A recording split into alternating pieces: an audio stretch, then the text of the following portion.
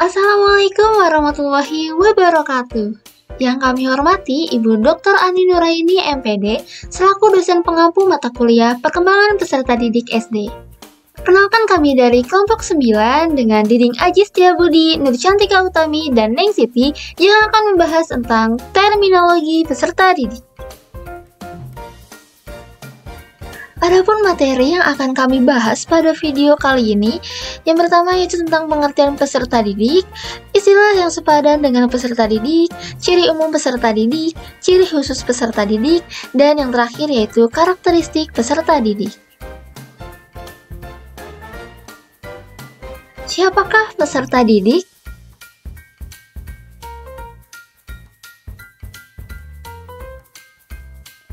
Menurut Hamalik pada tahun 2004, menjelaskan bahwa peserta didik merupakan salah satu komponen dalam pengajaran, di samping faktor guru, tujuan, dan metode pengajaran. Lalu menurut Abu Ahmadi 1991 menyebutkan, peserta didik adalah orang yang belum dewasa, yang memerlukan usaha, bantuan, bimbingan orang lain untuk menjadi dewasa, guna dapat melaksanakan tugasnya sebagai makhluk Tuhan, sebagai umat manusia, sebagai warga negara, sebagai anggota masyarakat, atau sebagai pribadi atau individu. Ada beberapa istilah yang sepadan dengan peserta didik. Yang pertama, ada siswa, kedua murid, ketiga pelajar, keempat peserta didik. Siapakah siswa? Siswa adalah anggota masyarakat yang berusaha meningkatkan kualitas dirinya dengan melalui proses pendidikan tertentu menurut Undang-Undang Dasar Republik Indonesia Nomor 20 Tahun 2003 Pasal 1 Ayat 4. Nah, jadi dapat disimpulkan bahwa siswa lebih ditunjukkan pada murid pendidikan formal terutama pada sekolah dasar dan menengah. Contoh, siswa SD atau sekolah dasar, siswa SMP atau sekolah menengah pertama, dan siswa SMA atau sekolah menengah atas. Dan siapakah murid? Dalam Undang-Undang Pendidikan, murid merupakan bagian yang paling penting dari sistem pendidikan, sehingga indikator sukses atau tidaknya dunia pendidikan adalah keberhasilan atau kegagalan murid setelah menempuh proses pendidikan. Jadi dapat disimpulkan bahwa murid biasanya digunakan untuk seseorang yang mengikuti suatu program pendidikan di sekolah atau lembaga pendidikan lainnya, di bawah bimbingan seseorang atau beberapa guru. Istilah murid ini bersifat lebih umum, artinya tidak terbatas hanya pada pendidikan formal. Contohnya ada murid ngaji, murid pencaksilat, murid les, dan lain sebagainya. Dan siapakah pelajar?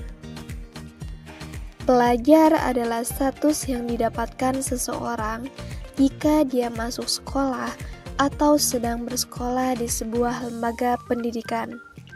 Artinya, menunjukkan status yang sedang belajar di lembaga pendidikan formal, tingkat dasar dan menengah. Siapakah peserta didik? Oke, tadi sudah dijelaskan pada materi sebelumnya bahwa peserta didik adalah anak didik atau individu yang mengalami perubahan, perkembangan sehingga masih memerlukan bimbingan dan arahan dalam membentuk kepribadian serta sebagaimana dari struktural proses pendidikan. Jadi, peserta didik konteksnya lebih luas, mencangkup murid atau siswa, maupun siapa saja yang sedang mengenyam pendidikan baik formal maupun non-formal, pada jenjang dan jenis pendidikan tertentu. Contohnya, murid atau siswa, mahasiswa, peserta diklat, rombol, masyarakat baca.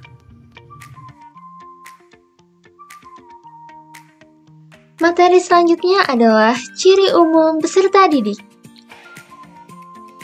Ciri umum peserta didik ini dibagi menjadi 3. Yang pertama, anak bukanlah miniatur orang dewasa. Yang kedua, anak memiliki fase perkembangan tertentu. Dan yang ketiga yaitu anak memiliki kebutuhan. Yang pertama, anak bukanlah miniatur orang dewasa. Anak bukanlah miniatur orang dewasa, namun anak merupakan bagian dari orang dewasa. Karena nantinya anak-anak akan beranjak menjadi dewasa melalui tahap-tahap pertumbuhan dan perkembangan. Dikarenakan anak itu bukan miniatur orang dewasa, maka orang tua atau guru harus memperlakukan anak itu selayaknya sebagai seorang anak yang belum dewasa, bukan sebagai orang dewasa. Akhir-akhir ini banyak tindakan salah yang dilakukan orang tua kepada anak. Misalnya, dengan mendandani anak dengan dandanan orang dewasa, menggunakan make up berlebihan, dan berperilaku serta bahasa orang dewasa. Hal ini tentunya tidak tepat karena akan berdampak buruk pada perkembangan anak di kemudian hari. Anak akan tumbuh menjadi pribadi yang tidak sesuai dengan usianya. Yang kedua, memiliki fase perkembangan tertentu.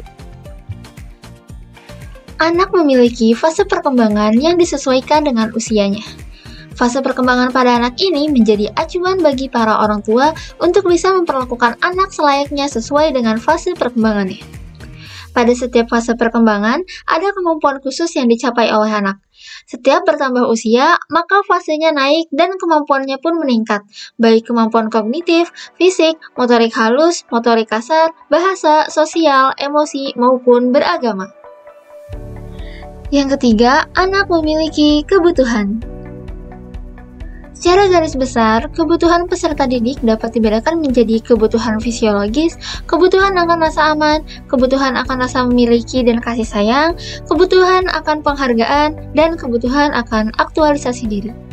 Kebutuhan fisiologis merupakan kebutuhan paling dasar pada setiap peserta didik, seperti kebutuhan akan makanan, minuman, kebutuhan istirahat atau tidur, dan juga kebutuhan akan oksigen. Ciri khusus peserta didik. Ciri khusus peserta didik menurut Tirta Raharja di sini dijelaskan beberapa karakteristik yang terdapat pada peserta didik. Yang pertama, peserta didik merupakan individu yang mempunyai potensi fisik dan psikis yang sangat khas, sehingga mereka merupakan insan yang sangat unik sekali. Yang kedua, peserta didik adalah individual yang sedang berkembang. Tentunya mereka membutuhkan bimbingan individual serta perlakuan yang manusiawi.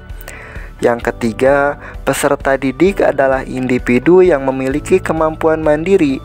Oleh karena itu, pendidik harus memberikan kesempatan serta mendorong kepada peserta didik agar sedikit demi sedikit bisa berdiri sendiri dalam segala hal.